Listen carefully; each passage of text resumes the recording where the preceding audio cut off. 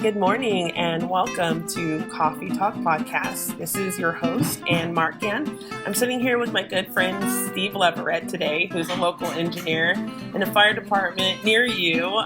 Welcome, Steve. Thanks so much for joining us today. Hi, Ann. How are you? I'm doing pretty good. Sorry for spilling my tea on you. It's okay. I apologize. It's a good way to start, you know? I need to wash my feet anyway. Sorry, mine are sticky. Sorry. I just wanted to, for those of us that are joining us, Steve Leverette has been around for a long time. He first met him back in 2006 for American Medical Response at Redlands. Spent some time at CAL FIRE, and I just really have enjoyed seeing you grow and in your career and in your personal life. So now where you work at the local fire department, I noticed that this department has a lot of community outreach. You guys do a lot of participation in the community, and it seems to have a huge impact on your relationship to the community, and it makes a big difference. So can you let us know kind of what your perspective is on that and how important it is for fire departments to be involved in their communities in different ways? Yeah, my experience with community involvement, it started back in, I'd say 2010, working in Highland. Came across a boxing gym, nonprofit, and you run the common medical aids all day, every day, and the thing that kind of sparked a lot of positivity in my life, at least, was getting involved. So getting involved with your local community as far as nonprofit organizations and stuff like that, letting your community know that you're super involved, and I feel like a lot of people can get a lot out of it personally, not just professionally. You do this, you tend to run a lot of calls, and you get bogged down with the same medical aids, the same calls and that kind of stuff. But as far as getting involved in your community, someone told me, probably 7 years ago, like, you're a product. You are a product that you're selling to the community, and however much involvement you have shows your commitment to the town or the city or the county that you work in. Right. And we do a bowling tournament for the Bowling for Burns, for the Fire and Burn Foundation. We do a car show for the Benevolent Fund, and all the money goes back into the community. That's awesome. And what happens is you build super good relationships with almost every single business in town. Yeah. So you meet business owners, you go and talk to them. Yeah. You develop a relationship, whether it's a restaurant or a brewery or a dealership or a car dealership. And just by showing them your interest in the community and stuff like that, you're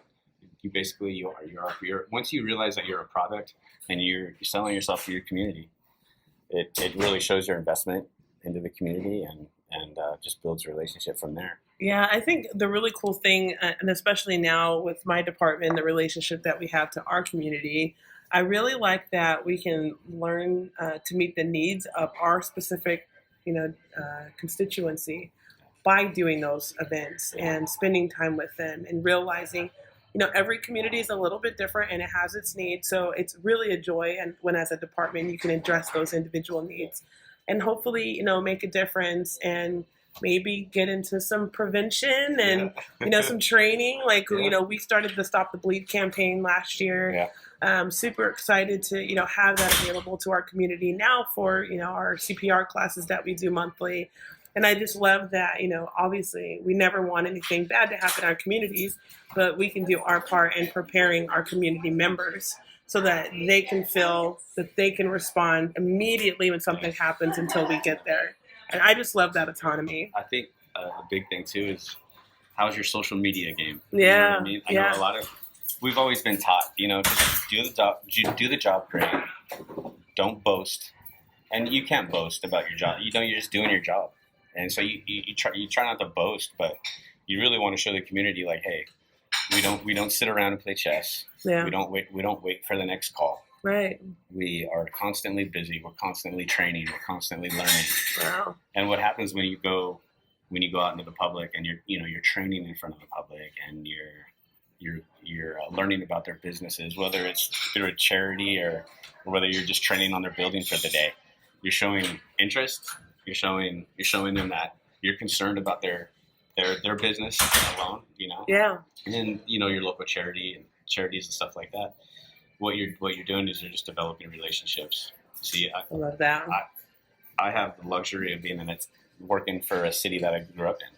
Wow. So my great grandparents, I tell the story all the time, but my great grandparents actually met in 1935.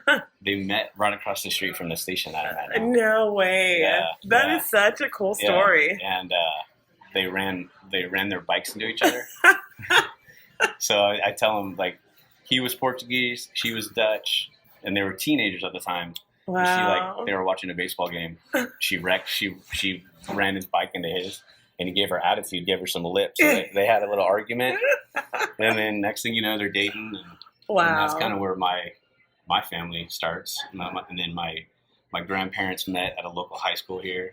Wow. They fell in love, got married in town, and then I was raised around town. I wasn't necessarily in the city, but I was just on the outskirts of town.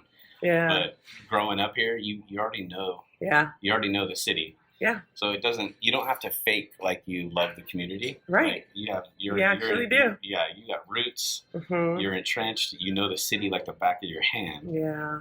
So that's what it's all about being local. You know? Yeah. So I love that too. I love that. I've ran so many calls on friends and family and people that I know and grew up with, and it's such a great thing to be able to provide a service based on a skill set that I have, but even more than that, just to care for them. I think that's the neatest thing. So, another part that, a big part that I've seen over, 13 plus years of knowing you and seeing your career is that you've always kind of paid it forward. I've seen you in the past have students, and as a preceptor, I've seen you, really have like 2 or 3 generations now of paramedics that are now training other paramedics, and it makes a huge difference. Why did you feel the need to do that? What was your calling on being a preceptor, and how do you think that changes our community as a whole? Well, I think it starts at a young age. You're picking up from your leaders that you had, right? Mm-hmm. So I started when I was 20. Oh my gosh! Yeah, I started Crazy. when I was 20, and at Cal Fire as a paid call. Yeah. I didn't know anything. I knew nothing. I was raised by a single mother. I tell people, I didn't know what a 2-stroke or a 4-stroke engine was. I didn't know what a carbide tip was to a tool or anything like that. I just didn't know. I didn't grow up riding dirt bikes. Yeah. I didn't do any of that manly stuff. Yeah. So I tell people, like, the fire department kind of raised me as a young man, and it was pretty hardcore back then. So you weren't allowed in the station unless you knew everything about the engine. Wow. So you're volunteering your time, and you walk into the station and go read a book, to study, or, maybe you could be misconstrued as being lazy, but you're just trying to study. And they're like, hey, how many blades are on the rotary saw? And you're like, just 1, but how many spares do we have? I think, why don't you get back out to the bay and keep ripping that thing apart? So I think as far as the department goes, they need to choose good leaders, but you need to take the initiative to choose your leaders. Oh, you know wow. What I mean? Yeah. You know what I mean? So guys or girls that inspire you, you're like, I want to be like them. I want to be like that guy. So I had at a really young age of guys taking me aside, great firemen, like super great firemen, taking me aside, showing me the ropes, that kind of stuff, when they could have just easily bypassed me and just, whatever, I don't have time for you, I'm at work. So they took the time, and I remember realizing that at a young age. Man, if it wasn't for these guys, I would be lost. Yeah. So I kind of took that and said, I'm going to do the same thing. A lot of people talk about the new generation, like they don't have any social skills, they don't have a work ethic and this kind of stuff. But every generation is different. Yeah, we're different than we're different than our parents' generation, and they're a lot different than their parents' generation. So you have to adapt. As far as students, I kind of saw a lack of aggressive medics, with people skills. Yeah. Be aggressive. Use the skills that you were taught. Yeah. Know how to do them. Yeah. And don't look for reasons to not do these skills. Yeah. You know what I mean? Yeah. And it's, whether it's a needle thrower that you got to do on an auto ped or something like that. Don't look for reasons not to do it. Like, Right. know your skills and have the Wow. you have the knowledge. You have the knowledge, but to learn that aggressive approach of treating when you need to treat instead of dropping a patient off at a trauma center and them doing all the work for you. Just that kind of stuff. I wanted to. I'm a real big component on the customer service aspect of it. It's huge. And yeah, you can run a call, but did you get to know the patient? Yeah. Did you get to know them at all? So with my students, it was more of that, like just entrenching myself in the student, and it was a lot of work as a really busy preceptor, just trying to give them that skill set because they know what they know from their college or wherever they went to paramedic school. So you make sure they know that, but I think a big component for me was always the lack of people skills that I saw coming in to EMS. And you can't really, as much as we tried, when I used to teach colleges, you can't really teach a whole lot of people skills until you have the people. Yeah. So it's almost just as essential as a preceptor for your role in, communication and delegation and scene management and how you actually effectively care for these people. I mean, it's almost like a whole new thing that you're showing that just builds on what they've learned in school. Because you can't do it until you actually have that patient in front of you, And I remember Dr. Holbrook telling me, he's like, what's another, this was 14 years ago. Yeah. What's another treatment? And I was just jokingly like, I don't know, TLC? And he's like, okay, that's good. Love it. That's good, TLC. I like it. And I'm like, oh, for real? You're good for real? And it was that. And I think it comes with time, it comes with time and doing the skills, but how are you going to get experience if you keep, you keep deterring away from those critical skills that we need to use. Right. And then if we don't do them properly, we lose them. Absolutely. And then you see the paramedic role and the EMT role merging. Yeah. You see those two positions merging, and that, not that I want to differentiate between, I'm a paramedic and you're an EMT, but we need to.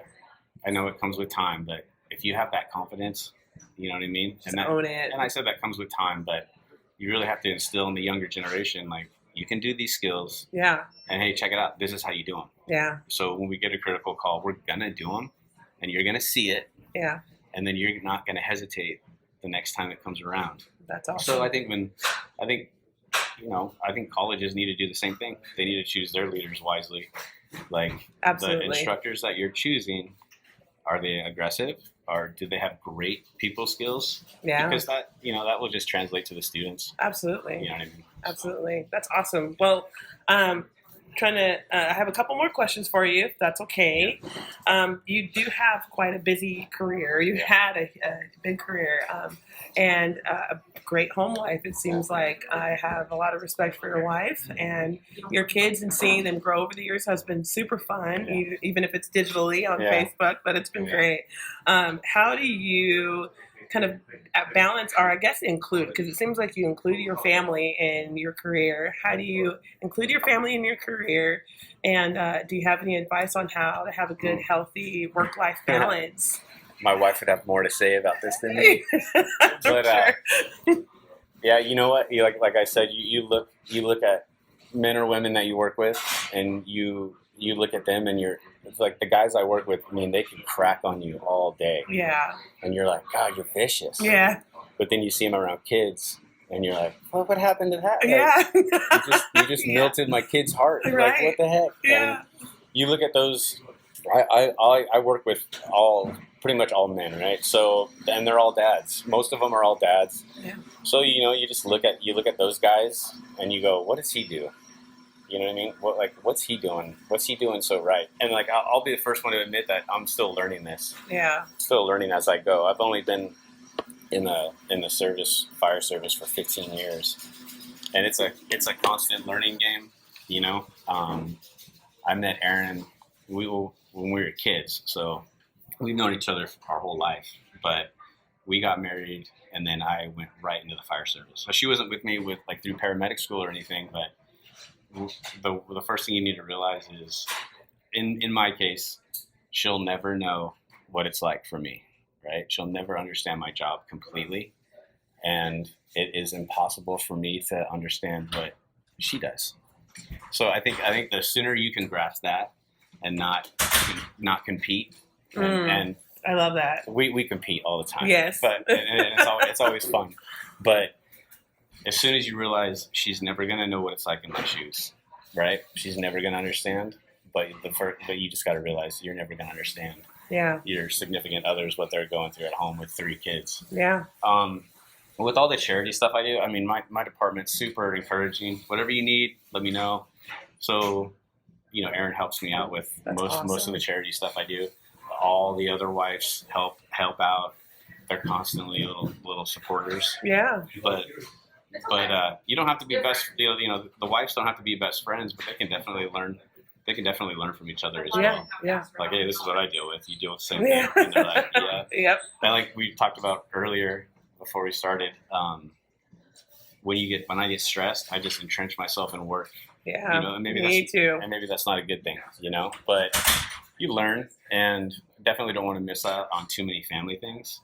But I think it's definitely important that my kids know that dad makes sacrifices, and you're going to make sacrifices too when you get older. And you're going to realize what I was doing and what mom was doing. Yeah, you know what I mean? So absolutely. There's that fine balance between backing into your paycheck and doing nothing, or, hey, I'm going to try to go on above and beyond. Yeah. And I might miss out on some things, but my family's going to know. Yeah. What we all did together. You know what I mean? Doing it together is really important, including everyone and the parts that you can. Yeah. And just sharing and being a witness to the life of one another, I think, has been good for my husband and I. Yeah, for sure. Well, you guys have a really unique situation where you guys kind of both do the same job. Yeah.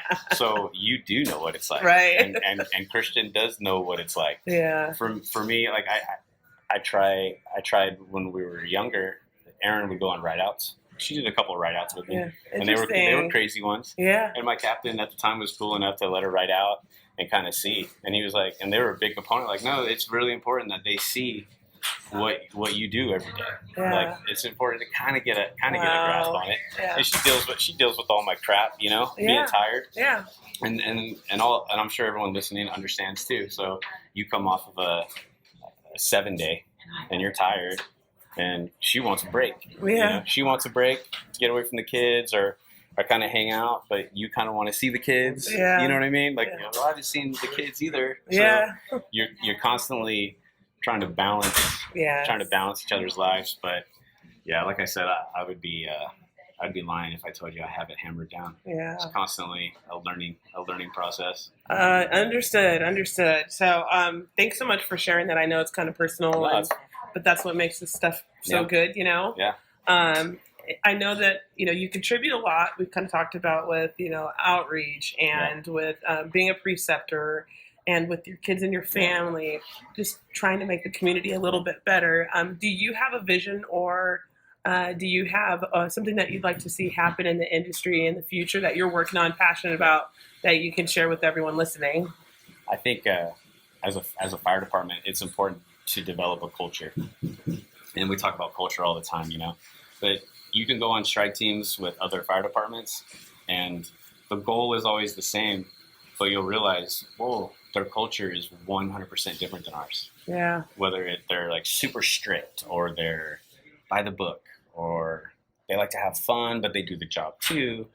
But I think it's important for departments to develop a culture right off the bat. And like I said, that goes as the first thing I would say is, who are your leaders? Yeah. You know what I mean? And I think your leaders really set the culture right off the bat. Whether it's, hey, we're gonna be working all day and we're gonna be cracking and we're gonna be training and this is the culture. So get with it or check out. Yeah. You know what I mean? So my culture, we have a lot of fun. We have a lot of fun and a lot of laughs. I try, and that's probably me. It's probably like that's my personality. We all deal with a lot of serious stuff. Yeah. All day, the stresses of the job. It's the coolest job ever, but it's extremely, what you learn throughout the years is extremely fragile as well. Yeah. One mistake you make, and it's all gone. Yeah. So I think you have that subconsciously in the back of your mind all the time. But as far as that, like, as a vision I would see, develop an awesome culture at the get-go and hold fast to it. Yeah. You know what I mean? You can't let 1, 2, or 3 people change your culture. That's awesome. You know what I mean? And mental health as well. Mental health, I think, goes right with physical health. Yeah. The more physically prepared or good you feel, it is directly affected by your emotional state. You know what I mean? Mm-hmm. Get hobbies outside of work. Yeah. Don't let I would give advice to, like, don't let the job be the only thing that you got. Yeah, you know what I mean? yeah, like, yeah. You see that a lot. Like, this is me. It's hard not to do. Yeah. Yeah, for sure. Especially when you live it. Like, I'd say half of the year you're away. Yeah. I know we like to say. People like to say, 3/4 or a quarter of the year we're here, but realistically, it's more than that. You know what I mean? It is. Yeah. So, just develop a culture, and then have mental health be a little bit better throughout the years. We're starting to see a lot of bad stuff mentally wise, but right. And I think as long as you have that positive culture with a strong work ethic, I think a lot of people, when they get bored, is when problems happen. Yeah. Mentally or whatever. Yeah. When you get stagnant in your job is when you need to kind of branch out and get some hobbies and maybe getting more involved with the community and try to get something else out of the job besides just going to work. I really like that. I like that if you're feeling frustrated or like you said, bored or stagnant, that it can lead to other unhealthy mental processes. I think that's really interesting to point out, and it's actually a call to everything else that you do. That go out into your community, contribute. I always say that we're producers, that we should be working on building something or creating something. That's what will make us full. So thank you so much for sharing this cup of coffee with me and being on the Coffee Talk podcast. Thanks for having me on. And we look forward to maybe hearing from you again in the future. If that's all right. Yeah, that's awesome. All right. Thank you. Thank you for joining the podcast, Coffee Talk, and we hope to see you again.